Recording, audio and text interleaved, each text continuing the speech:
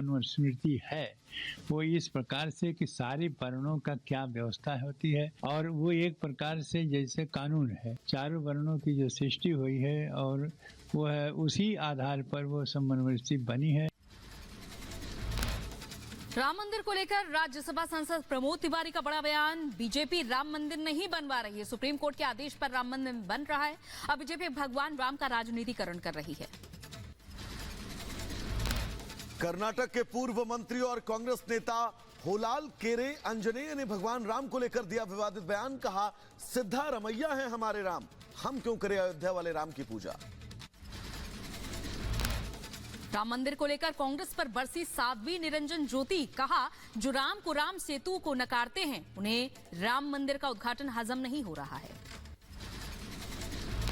नए साल के मौके पर भारी संख्या में अयोध्या पहुंचे भक्त साल 2024 के पहले दिन सरयू घाट पर आरती में शामिल हुए। यूपी के सीतापुर में बोले डिप्टी सीएम केशव प्रसाद मौर्य, सभी राम भक्त 22 जनवरी का इंतजार कर रहे हैं। रामलला की प्राण प्रतिष्ठा पर बोले यूपी के डिप्टी सीएम केशव प्रसाद मौर्य। कहा, 500 साल बाद अयोध्या में विराजेंगे भगवान श्री राम।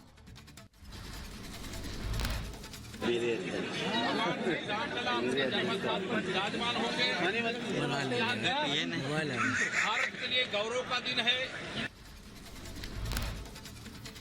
यूपी के लखीमपुर खीरी में अयोध्या से आई अक्षत का किया गया वितरण। श्री राम जन्मभूमि का चित्र और पत्रक भी बांटा गया। एआईएमआईएम अध्यक्ष असदुद्दीन ओवैसी का भड़काऊ बयान। रैली में कहा, नौजवानों अपनी ताकत को बरकरार और मस्जिदों को आबाद रखो, कहीं हमसे हमारी मस्जिदें न छीन ली जाएं।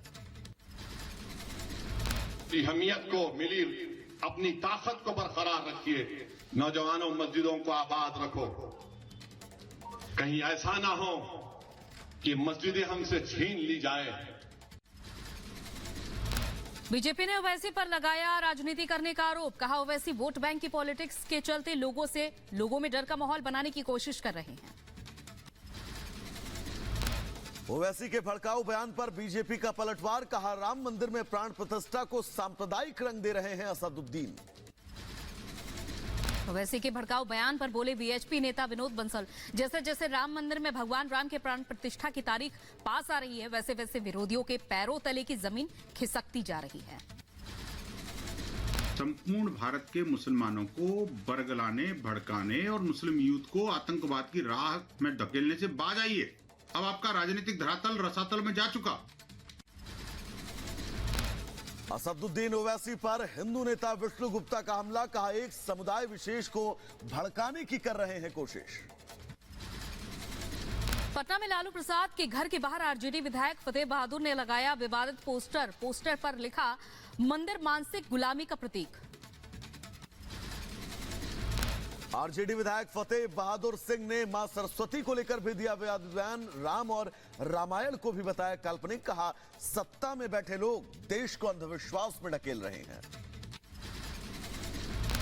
फतेह बहादुर सिंह के मां सरस्वती को लेकर विवादित बयान पर भड़की जेडीयू। नीरज कुमार ने कहा, फतेह बहादुर का नाम कायर बहादुर होना चाहिए, ऐसे कायरों को जनता सबक सिखाती है।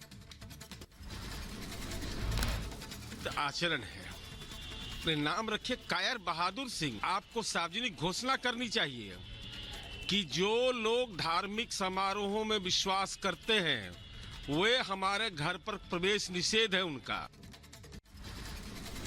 केंद्रीय मंत्री नित्यानंद राय ने आरजेडी पर लगाया सनातन के अपमान का आरोप। कहा, ये सारी चीजें, सारी बातें, सारी हरकत लालू और तेजस्वी की सहमति से हो रही है। राजनीति में इतनी ओछी मानसिकता नहीं होनी चाहिए जो आरजेडी के लोग कर रहे हैं। लालू जी, तेजस्वी जी करवा रहे हैं, कर रहे हैं, और उस पर नीतीश कुमार जी चुप है, उनकी भी इस पे सहमति। वहीं बीजेपी ने आरजेडी के विवादित पोस्टर पर ट्वीट करके साधा निशाना। कहा, अयोध्या में रामलला की प्राण प्रतिष्ठा से पहले फिर सामने आया इंडिया अलायंस का राम विरोधी चेहरा। बीजेपी सांसद सुशील मोदी का नीतीश सरकार पर हमला। कहा, 2024 में तीसरी बार प्रचंड बहुमत से पीएम बनेंगे नरेंद्र मोदी। सीएम पद से हटेंगे नीतीश कुमार। बिहार को नीतीश लालू के राहु काल से मिलेगी मुक्ति, जेडीयू टूटेगी। बातें तय, पहला नरेंद्र मोदी का प्रधानमंत्री बनना तय है। दूसरा नीतीश जी का मुख्यमंत्री पद से हटना तय है और तीसरा जनता दल यू का टूटना तय है। 2024 के चुनाव से पहले टीएमसी ने ममता को बताया पीएम उम्मीदवार। ममता के लिए टीएमसी ने वेबसाइट भी लॉन्च की। इंडी गठबंधन में फिर फूट के सुर। टीएमसी के बाद आपने कांग्रेस पर बोला हमला। पंजाब की सीएम भगवंत मान बोले पंजाब में खत्म हो चुकी है कांग्रेस, भविष्य में बच्चे पढ़ेंगे एक ही कांग्रेस। दिल्ली